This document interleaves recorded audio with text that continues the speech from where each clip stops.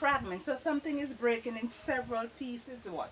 It becomes a part of something, right? If you share, say you have a cake and you share to several different persons, it's a part of something. And portion, the same thing with portion.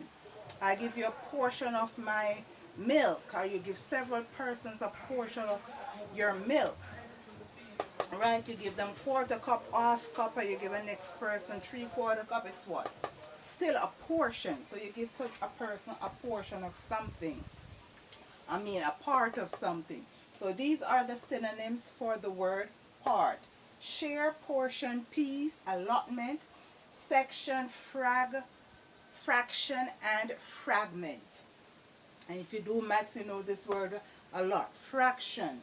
All right, let's look at number 2. Interesting, interesting, fascinating, engaging, attractive, spicy, inviting, inspiring, tantalizing,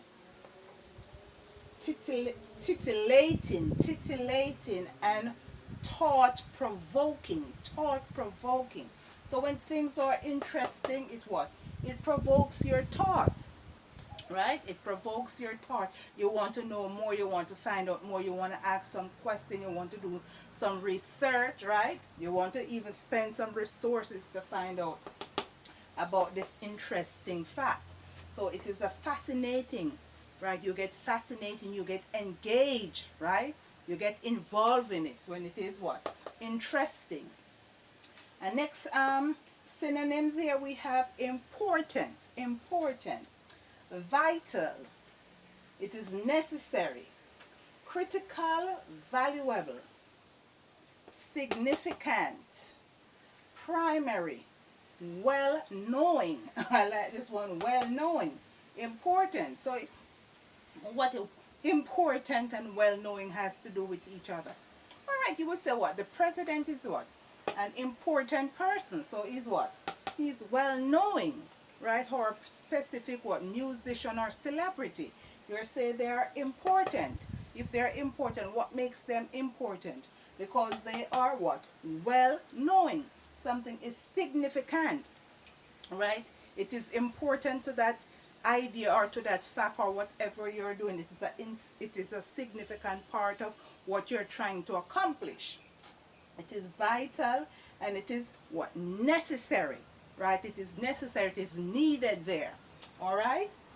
So number 4, we have this verb have, hold, possessed, own, certain, occupy, and beget.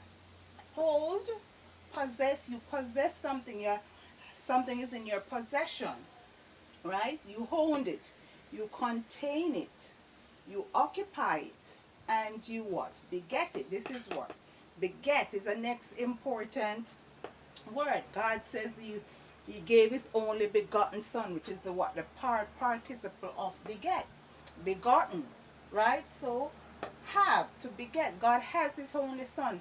Now beget his only son. He has begotten his only son, and he what? He gave his only son to the world. So you and I shall have what? Life eternal. All right. Let's look at number 5. Gross. This is the next interesting one. Gross, improper, rude, coarse, crude, shameful, outrageous, extreme, and unpleasant to look at. Before tax. Before tax. Now this word gross, it is pronounced 2 ways. It's pronounced gross, which is pertaining to taxes. When you, before they submit from your pay, right, they take out all these different benefits, your tax, your insurance, your health, all of those things they take out before they submit you your pay. But that is when you say it's the gross amount.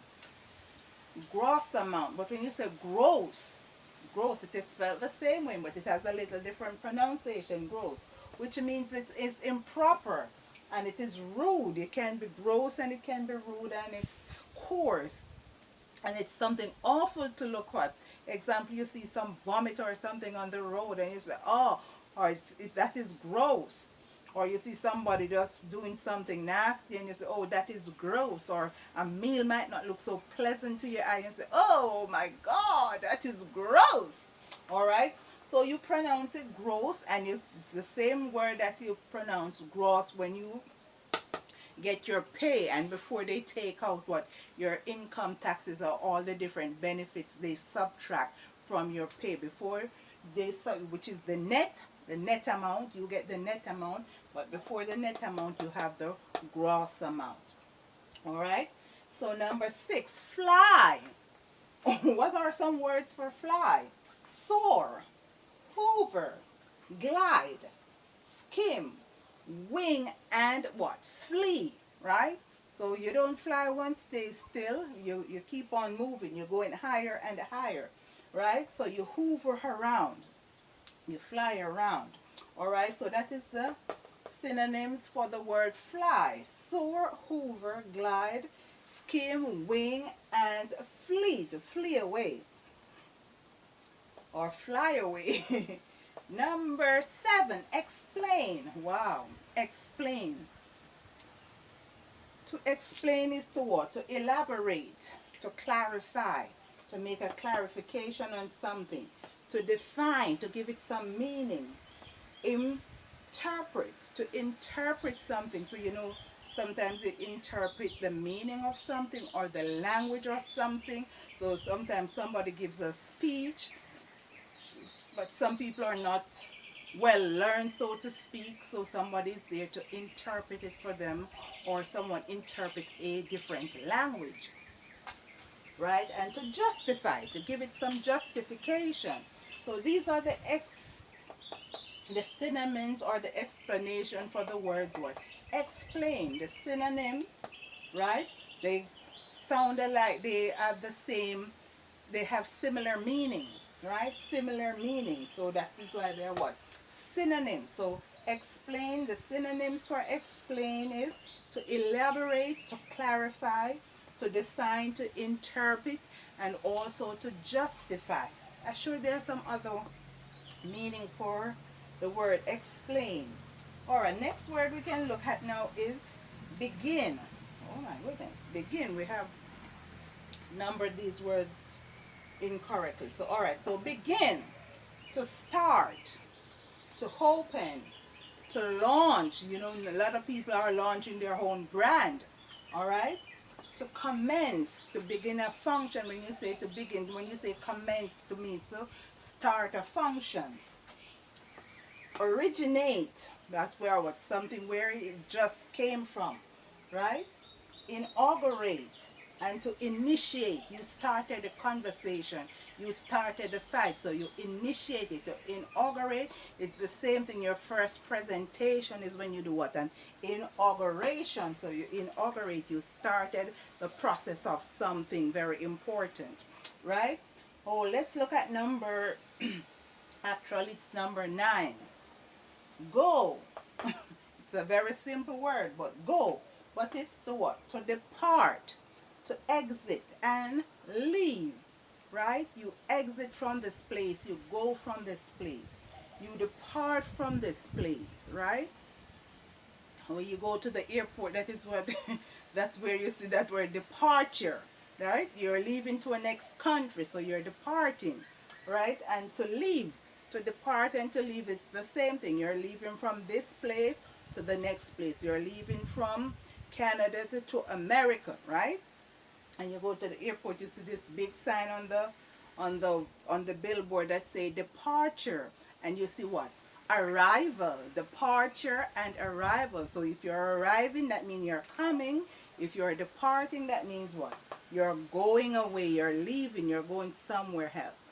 So I hope these synonyms, these synonyms which we use to build our vocabulary is helpful to you, right? I hope you have obtained some understanding of how to use these synonyms. If you forget this one word, you can use the next word. For example, have, you have it, you hold it, you possess it. You forgot to the word to say possess, then you use the word have. It's the same thing. All right, it is the same thing. So thank you guys for watching. Please like, subscribe, share, hit the notification bell. Check the description box below, right, for my merch. You can see the discount code. I will leave them in the description box below. My book, Orphans of a New Dawn, on Orphans of a New Dawn on Amazon. Check out my merch on Spreadshop and Teespring, and where I have discount code, so you use the discount code to get your products. All right, nice, lovely bags, t-shirt, going inspirational t-shirt. I love you guys. I appreciate you.